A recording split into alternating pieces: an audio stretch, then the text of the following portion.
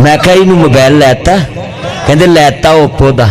तो मैं कहा इनू होश कट्टा है, ये जमजम पी के सौंदा, जिन्हें सारी रात मोबाइल ते लगे रहना टिच टिच टिच। फिर मामा दी मेरे पुत नूं होश नहीं आउंदी, होश कट्टा है, सारी रात मोबाइल ते लगे रहिंदे ने, जिन्हें चिर बैटरी मुकनी नहीं, जान छुटनी नहीं।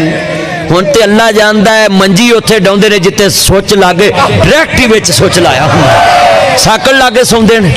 हाँ जी, पावर बैंक हुण ते बैटरियां इहो जिहियां आ गईयां, मुकदियां ही नहीं गईयां। पावर बैंक नूं गोली मारनी कहे। हाँ जी सच्ची गल। हुण ते भाई अल्लाह जानदा, जिधर वेखो मोबाइल ने रिश्ते दूर कर दिते ने, कोल बह के भी लगे हुंदे ने, वो इधर इधर बैठा, प्यो इत्थे बैठा। हुण ते पबजी नवां स्यापा आ गया, ये लैके बह गया मुंडियां नूं, ना कोई तलीम रहन दित्ती है, पबजी खेडदे रहिंदे ने।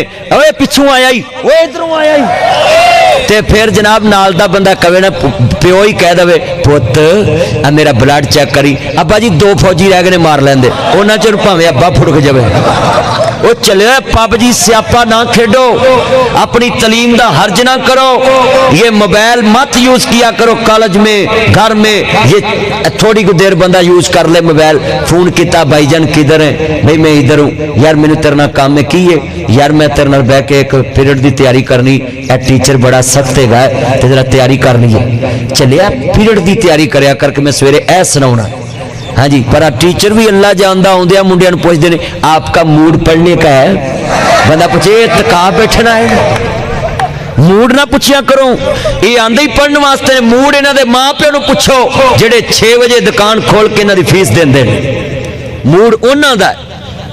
ये तो पढ़ना है, पैसा दिता इन्होंने, फीसा जमा कराइया ने। हाँ जी, इनका मूड नहीं पूछना, बल्कि उस्ताद इस मूड में आए कि बच्चे खुद पूछे कि उस्ताद जी हमें ये भी पढ़ा दें, ये भी पढ़ा दें, ये भी पढ़ा दें, ये भी पढ़ा दें, ये भी पढ़ा दें। हाँ जी तवज्जो पुत्र, मैं काम की गल की तू ना बस करो, मेरा चन्न है ना, पढ़िया करो। उस्ताद ते आंदा ही दसन वास्ते, उस्ताद नूं पूछया करो सर ये कैसे, सर ये कैसे, सर ये कैसे, सर ये कैसे।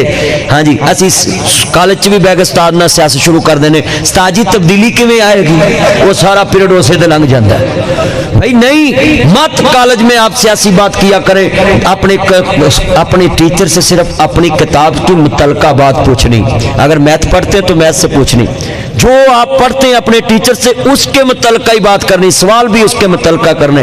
उदों कजन स्यापा नहीं सी, आंटी अंकल पापा नहीं सी, एडे चिट्टे खून नहीं सी, कुड़ियां दे कोल फोन नहीं सी, इज्जतमंद यार हुंदे सी, यारां दे सोहणे कुंड हुंदे सी, मटियारां दे छोटे भरा हुंदे सी, वीरे ते वड्डे